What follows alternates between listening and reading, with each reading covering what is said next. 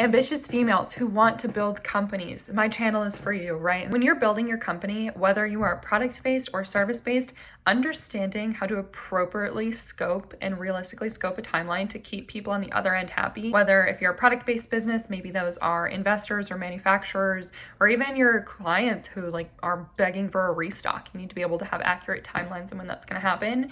Or if you're service-based like myself, you need to be able to accurately scope how long a project is going to take, because we always want to underpromise, overdeliver, and we never want to be in a situation where we're just guessing and then we have to pull several all-nighters to deliver on what we promised. So this is what that video is going to help you do. I bet I can guess why your last project ran over schedule. And I can also bet that you think it has something to do with your team or a vendor. But where the problem actually lies is in your project kickoff call. In this video, I'm going to give you the timeline formula that we use to scope out our projects, which is our operational diagnostic and our embedded execution retainers. And we'll use our operational diagnostic as the example throughout this video. So let's pretend a CEO of a 40-person technology company approaches the 128 Collective, which is my company. They had 2 people leave in February of this year, and they're feeling really exposed right now. There's a lot of things being dropped. There's a lot of unknown. Client churn is up, and they really need our help. What do they need our help with? They need help identifying that operational risk and then documenting the internal processes so this situation never happens again. So how fast could we actually get this project done? Let's get into it. There's really 3 lies that leaders love to believe about their team and that you'll hear a lot.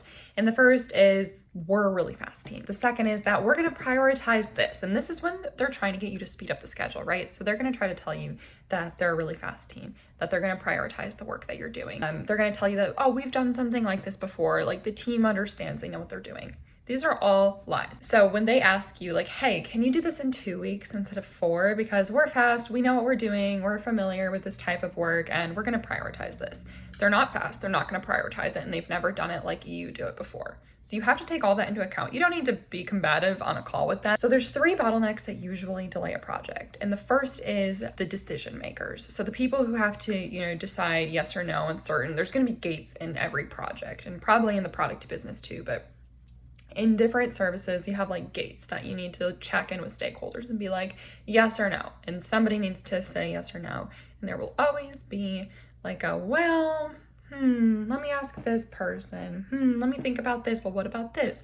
There's always going to be a bottleneck there. So take that into account.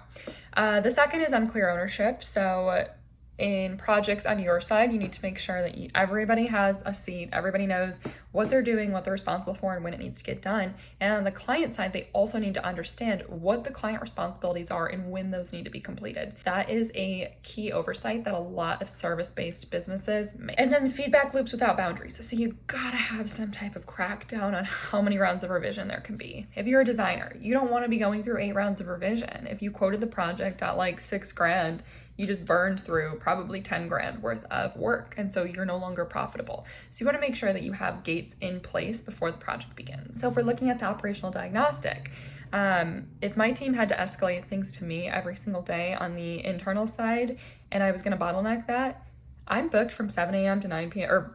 7 a.m. to 9 p.m. every single day. I'm going to be a bottleneck. So on the service delivery side, as I'm scoping this project, I'm okay, my team is going to need a decision from somebody, a leader in my company, to move this piece forward. I have to make sure that I remove that bottleneck or solve for it so it doesn't impact the timeline. Or if it does have to be me, the timeline needs to be adjusted realistically to account for inevitable bottlenecks. The second was the unclear ownership. We kind of already talked on that. And the third is, at the end of our operational diagnostic, we have this roadmap where we're hey, here's all the prioritized risk, and here's what we think you should look at first. Gonna need to go through a few rounds of iteration. My team, we're big fans of sleeping on it, looking at it again in the morning.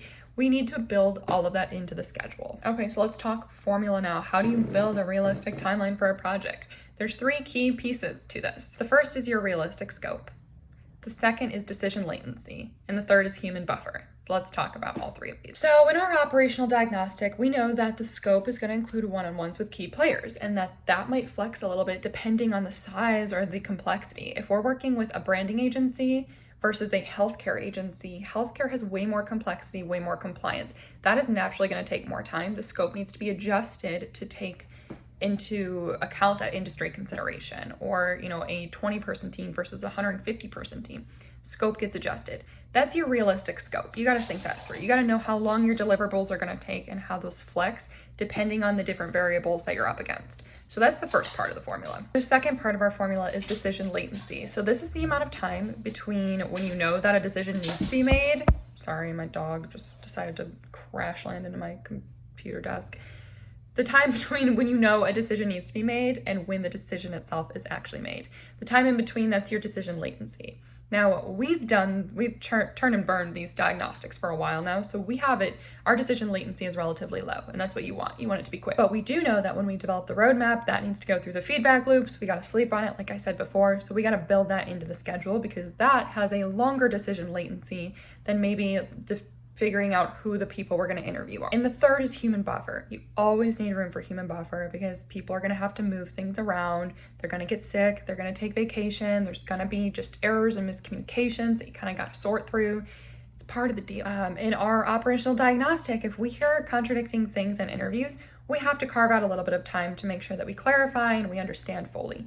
All of that has to get built into the schedule. You'll get better at this as you go because you'll just kind of get a feel for what is just always going to naturally occur in a project, but you want to make sure that those are the three pieces, the three inputs you need to feed the formula. Now, there's a few variables that people will underestimate when they're creating the scope and the decision latency estimates and the human buffer. The first is stakeholder availability. Depending on who you're working with, and in our operational diagnostics, we work with the whole org chart. So on the individual contributor level, we know pretty good shot that we're going to be able to get on people's calendars. At the stakeholder level, there's travel and conferences and vacation, and typically their schedules are crazy. They might have like a podcast appearance or press days or something like that. Stakeholder availability will be limited depending on who you're talking to. That needs to be part of that decision latency and part of that realistic scope.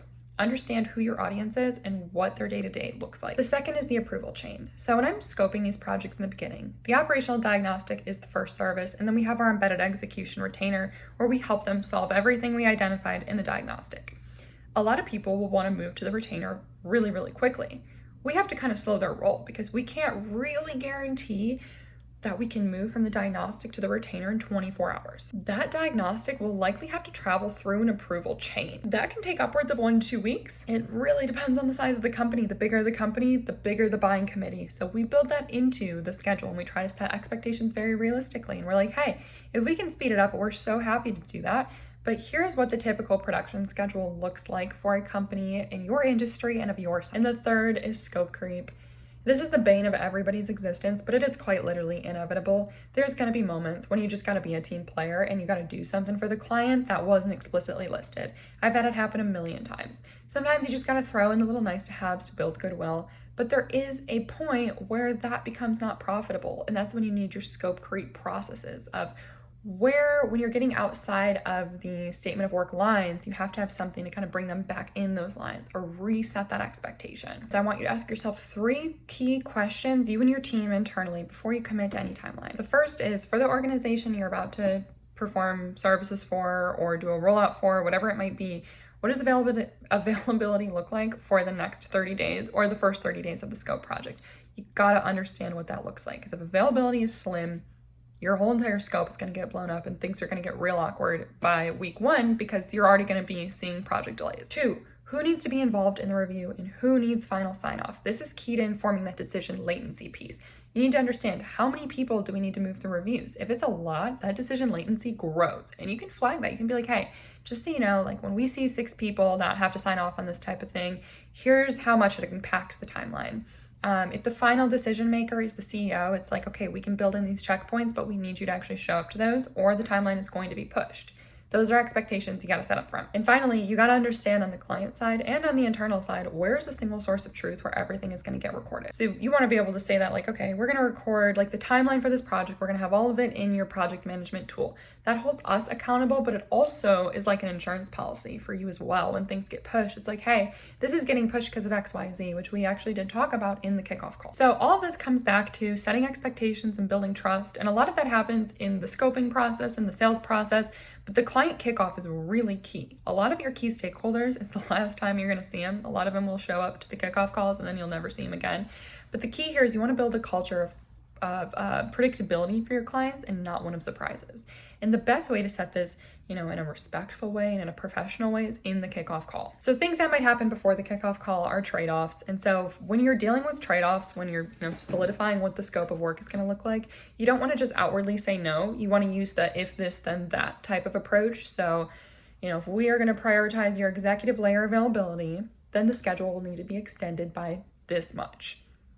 Is that the direction that you want to go, or would you rather crash the schedule, but we're going to move forward without, person 1, 2, and 3's input? Then you're going to hear the 3 lies, like, we're fast, we're going to prioritize this, and we've done this before. And to that, you want to feed their enthusiasm and be like, that's awesome. We love working with teams that are just like ready to get into this and super passionate about this. But anchor them to the formula. Explain why the scope is the way it is, reinforce with headcount, their industry, hey, you guys are a 1,000-person healthcare organization. There's a lot of complexity that comes with that.